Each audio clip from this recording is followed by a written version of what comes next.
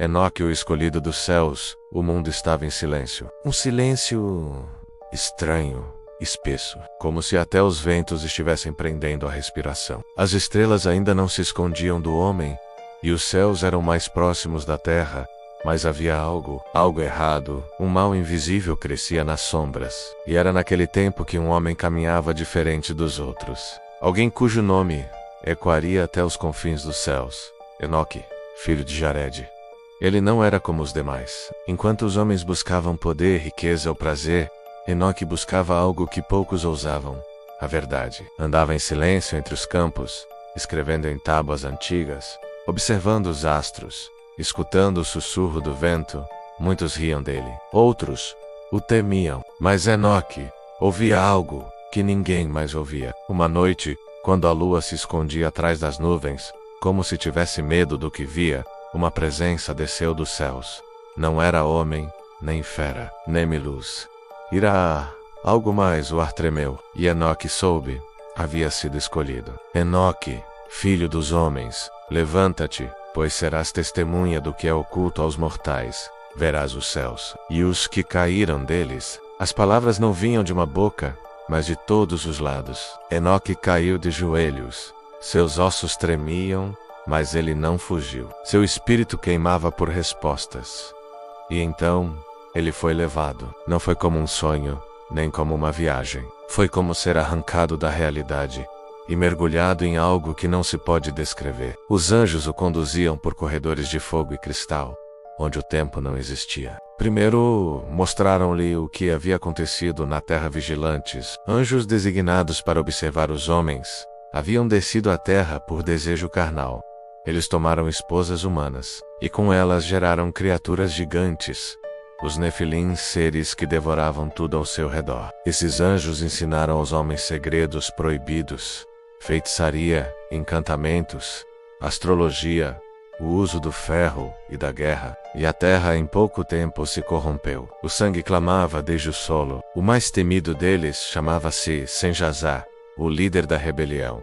Enoque foi conduzido a uma prisão abissal, um abismo tão escuro que nem as estrelas ousavam brilhar sobre ele. E ali viu os vigilantes caídos, acorrentados em dor, esperando o julgamento. Eles o olharam, suplicavam, gritavam. Queriam que Enoque intercedesse por eles junto ao Altíssimo. Enoque, escreve para nós. Leva ao Altíssimo o nosso pedido de perdão. E Enoque escreveu. Com mão firme e olhos marejados, ele registrou o pedido dos anjos. Mas quando levou suas palavras diante do trono celestial, a resposta foi clara como o trovão. Eles sabiam.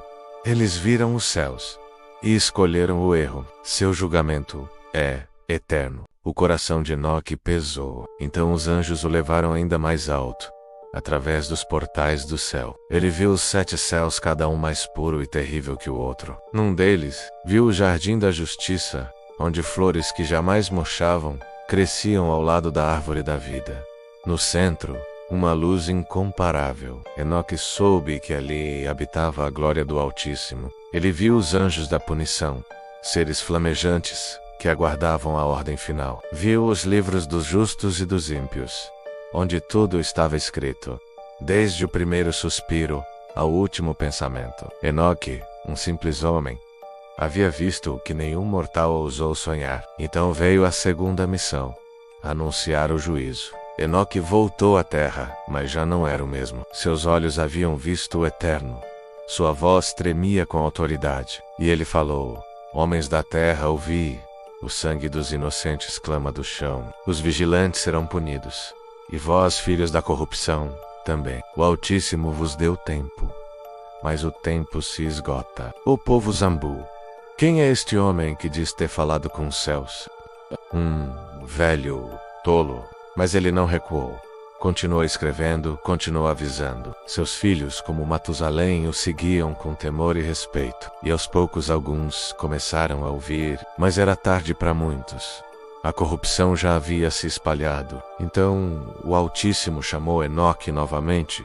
Desta vez, não para ver, mas para ficar. Na calada de um dia comum, Enoque subiu ao monte para orar. Levava seus registros, suas tábuas, seus escritos. E então, não foi mais encontrado.